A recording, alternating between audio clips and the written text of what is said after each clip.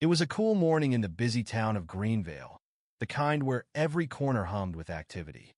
Peter Carter, a man in his early 40s with a commanding presence, was driving to an important meeting. As the head of the Department of Oversight, Peter had spent years ensuring fairness and accountability within the city's public services. Today, he was focused on presenting a bold new plan to address deep-rooted issues in the system, one that aimed to rebuild trust between the community and law enforcement. Peter was used to working under pressure. His career handling tough cases had taught him how to stay steady in any situation. But nothing could have prepared him for what was about to happen. As Peter pulled up to a red light, Officer Smith, a long-serving cop with a tough reputation, flagged him down. Smith was known for his aggressive manner and quick assumptions. Spotting Peter's sharp suit and luxury car, Smith's prejudice kicked in. "License and registration," Smith said curtly. "Is there a reason I'm being stopped?" Peter asked calmly. "Step out of the car," Smith ordered, his tone sharp. Peter had seen countless similar incidents in his line of work, but now he found himself in the middle of one. Remaining calm, he got out, aware that a single misstep could worsen the situation. As Smith began searching the car without explanation, Peter's thoughts turned to the many stories he'd investigated, accounts of unjust stops, profiling, and misuse of authority. This wasn't just about him. It was a symptom of the larger problem he had been working so hard to fix. "What's a guy like you doing driving a car like this in this part of town?" Smith sneered. Peter kept his voice steady. "I work here. Now, would you mind explaining why you've stopped me? You look out of place." "Acting suspicious," Smith retorted. "You people think you're above the rules." Peter stayed quiet, knowing that arguing wouldn't help. But his silence wasn't submission, it was a statement. Around them, people began to gather. A teenager nearby started recording the scene with his phone, and murmurs spread through the crowd. The tension was palpable. Peter felt the weight of every eye on him. He understood that how he handled this moment could influence far more than just his own outcome. Suddenly, Smith claimed Peter's car matched the description of a vehicle linked to a crime. "You're under arrest," Smith announced. "Turn around and put your hands behind your back." Peter's voice remained composed as he said, "You're making a mistake. I strongly suggest you call your supervisor." Smith let out a mocking laugh. "I don't think that'll be necessary." Before Smith could finish cuffing Peter, another police car pulled up. A senior officer, Captain Miller, stepped out and immediately recognized Peter. His expression darkened as he marched toward them. "What's going on here?" Miller asked in a sharp tone. Smith began to explain, but Miller cut him off. "Release him. Now." "But, sir," "I said now." Miller's voice was firm. "Do you have any idea who this man is?" "This is Peter Carter, head of the Department of Oversight. He investigates misconduct in the force. And judging by what I've just seen, you're in big trouble." The crowd gasped. Smith's face turned pale as he fumbled to respond, but it was no use. In a matter of moments, the power had shifted. Peter stood tall, his calm dignity shining through as Smith realized the gravity of his actions. Peter adjusted his jacket and turned to address the crowd. "Thank you all for witnessing this. Accountability is where change begins, and I'll make sure this incident doesn't go unchecked." The crowd murmured in agreement, their phones still recording. Smith remained frozen, knowing the consequences awaiting him. For Peter, this was more than just a personal insult. It was a reminder of why his work was so important. He vowed to use this incident as a spark for real change, ensuring moments like this would lead to reform, not repeat themselves. His unwavering courage and commitment to justice sent a powerful message. Even in the face of unfair treatment, standing firm in your principles can pave the way for a better future. As Peter walked away from the tense encounter, the crowd's murmurs faded into the background, replaced by his own thoughts.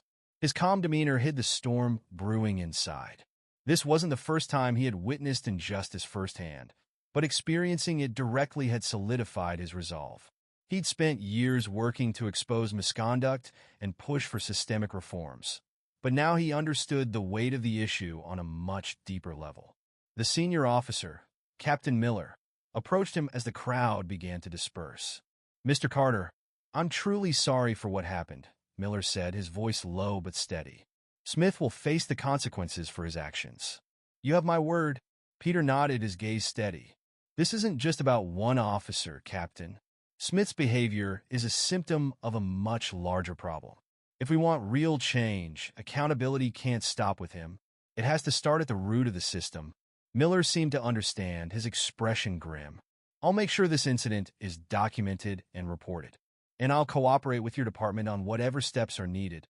Peter thanked him, but he knew the journey ahead would be long and arduous.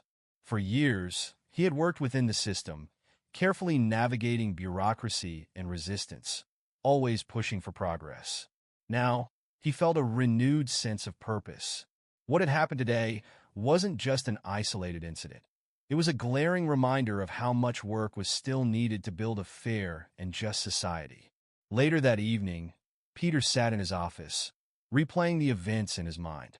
The video footage of the incident had already begun circulating online, drawing attention far beyond Greenvale. Messages poured in from community members, activists, and even public officials, all expressing their support and outrage. While some of the comments gave him hope, others revealed the deep divide that still plagued society. There were voices defending Officer Smith, claiming Peter had overreacted or even suggesting the encounter was justified.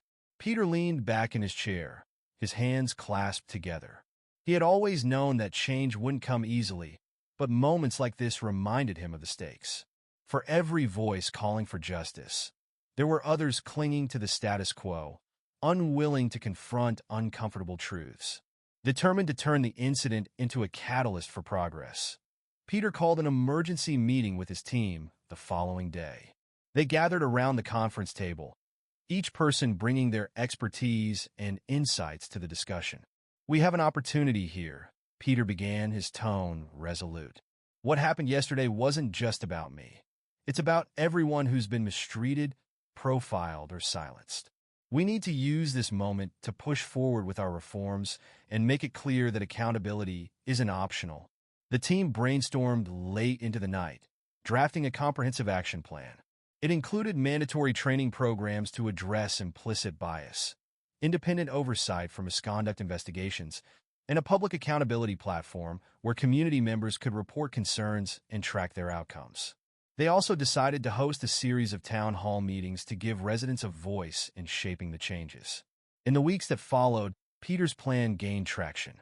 The video of his encounter became a rallying cry, sparking conversations not just in Greenvale, but across the country.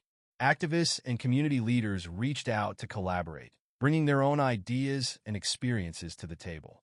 The town halls were packed, with people from all walks of life sharing their stories, frustrations, and hopes for the future. Not everyone welcomed the changes. There were officers within the department who resisted the reforms, viewing them as unnecessary or punitive. Peter faced criticism from some corners, accused of being too radical or pushing an agenda. But he stayed focused on the bigger picture. He knew that real change would always face resistance, and he was prepared to stand firm. One evening, as Peter prepared for another community forum, he received a message from a young man who had witnessed the incident. "Thank you for standing your ground that day," the message read. "Watching you stay calm and demand accountability gave me hope. It made me believe that maybe things can actually get better." Peter smiled, his resolve strengthened. This wasn't about personal vindication or recognition.